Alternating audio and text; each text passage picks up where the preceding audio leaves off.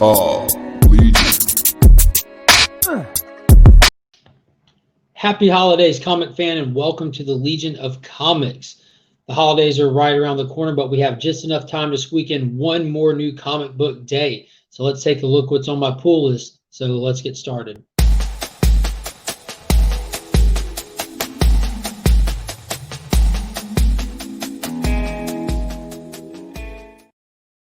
All right, thank you everybody for stopping in. If you haven't already, be sure to hit that like button, smash the subscribe button, and ring the notification bell. That will alert you every time new content drops. And I'm right at about 275 subscribers. I'll be doing a giveaway at the 300 subscriber mark. So be on the lookout for that. And to win that, you do have to be a subscriber. So don't forget to smash that button.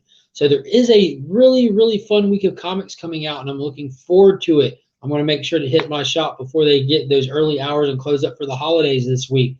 And first up on my list, and whenever he shows up, he always is first up on my list, is the Jade Giant himself. We have Maestro, issue number 5 by Peter David. So Banner's dead, long live the king. Maestro is here. He's in his full potential. He's taken over. And we're promised that we're going to be getting some future imperfect secrets revealed that we haven't seen this far. So I'm really, really excited to see how this plays out. It's been really fun so far. I was hoping for a lot more detail and maybe a little bit slower pacing, but they just hit it and they hit the ground running. They've just been pushing straight through this story. So next on my list is also from Marvel, and everybody probably has this on their list this week. Me, not even being a big Venom guy, big Thor guy, not a really big Marvel guy, but I will be reading King in Black issue number 2. That first issue was enjoyable. I did really like it. It hit really hard, so I'm looking forward to the second issue. And I know after the first one, Noel has the entire planet covered in symbiote, so we're going to see how the heroes are going to pull this out. We're going to find out if Venom is still falling from that building 2 weeks later. It was a tall building, guys. He might be, so don't be surprised if he is. Next on my list, coming from Image Comics, we have the Department of Truth, issue number something. I don't know. It should be right there on the cover. It's issue number 4. So this is James Tynion IV. I love this book from him. It is insane. It is wild. It is off the reservation.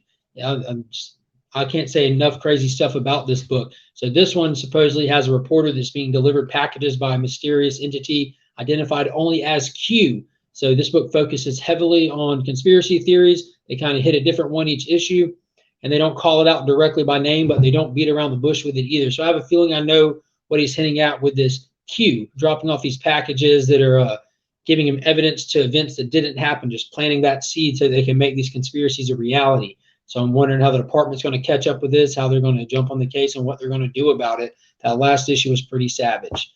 Next on my list, one that I was late to the game on, but I've been picking up now, is Something is Killing the Children, number 13. I am still trying to get through those back issues of this and get caught up, so I'm not up to speed on this one, but it will be in my pool box. I will be looking forward to reading it. And it supposedly has Ellie and Tommy surrounded and about to make their last stand or something of the sort. So I bet this will be an action-packed issue, and I can't wait to get there. Next on my list, coming from DC Comics, we have Batman Superman number 15 from Joshua Williamson. We have a necronuclear time bomb about to go off in Solomon Grundy. He's breaking down. Can the heroes get him back to Slaughter Swamp before the villains get a hold of him first and use him for their own nefarious reasons? Find out this week in Batman Superman 15. This is the last issue before it kicks off in Future State. So I'm looking forward to that. Then we have the best Batman title that's running right now, Detective Comics, issue number 1033 from Peter J. Tomasi. These have been really good. These have been solid. They have been consistent. And in this one, we see Christopher Nakano has won his mayoral race, and he ran on a platform of anti-vigilantes and anti-masks. So the city is now rising up against Batman. And if you've read into what future state Batman titles are going to be, this is clearly a lead straight into that. So I'm looking forward to getting this, making sure I have that good backstory, that foundation before I check out that Dark Detective or the next Batman, because there's some cool looking stuff in those, man. I'm not necessarily going to be going crazy about future state across the board, but it's going to be a nice little breath of fresh air from what we've been going on in DC. So we'll see. Next, we have another Batman title, and this comes from Sean Murphy's Batman universe. So we have Batman the White Knight presents Harley Quinn, and this is issue number something on the cover. Number 3, I think. I don't see it, but I'm 90% sure it's number 3. And this one isn't being spearheaded by Sean Murphy like the last you have. It is part of something he is working on, but he has his wife spearheading it. So Katana Collins and him are tag teaming this. and there's been some mysterious murders going on, and they went to Harley Quinn to ask about it because they suspected the Joker, but they got this character they're calling the Starlet Killer, and she's working with GCPD to kind of get to the bottom of it. So we'll see where it goes from here. It hasn't hit as hard as those last two series, but I'm hoping it'll pick up some steam. Next on the list, and I'm honestly really excited about this, is Endless Winter Part 7. It'll be taking place in Justice League Dark issue number 29. So these have been really fun. I'm not going to give you a major breakdown. I'm not reading the major breakdowns for them. I'm not trying to spoil the story. There's multiple parts coming out each week, but we do get an awesome flashback to the OG characters that dealt with the Frost King, and then the current day stuff. And it's been really fun.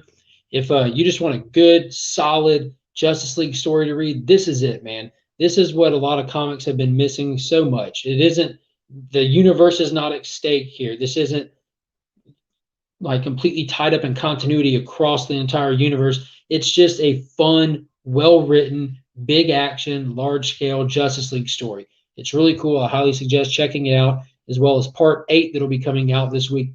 And that'll be in Black Adam Endless Winter Special one-shot.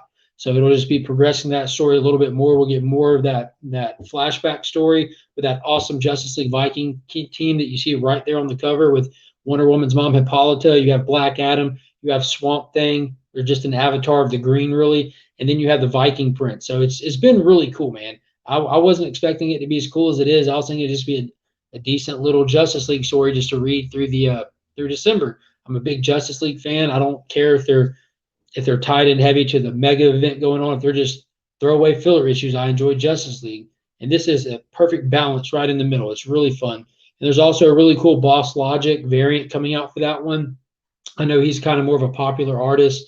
And so I want to point that out in case there's any of his fans out there. You don't want to miss out on that.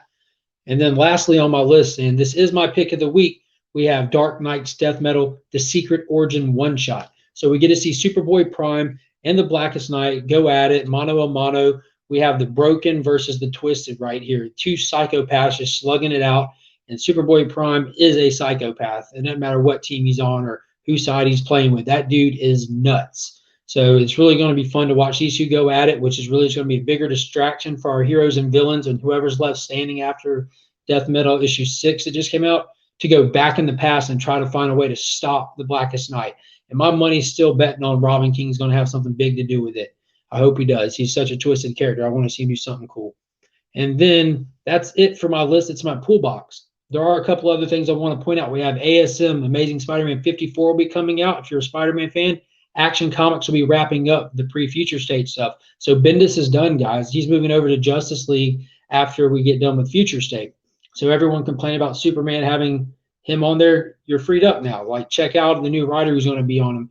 So Action Comics is going to be 10/28, and that's the final House of Kent storyline. Then Wonder Woman 769 should be your last issue before Future State as well. And they have big plans for Wonder Woman in Future State. You'll have the Mortal Wonder Woman title that's going on with Diana. You'll have the standard Wonder Woman title going on with the new Wonder Woman they're introducing, as well as her appearances in the Future State Justice League stuff. So there's been a little bit of spec on that character. I would not run out there and try to buy copies of it and invest in getting them ready, get ready to sell them. Just if you're interested, man, and you want to read it, go buy it for no other reason.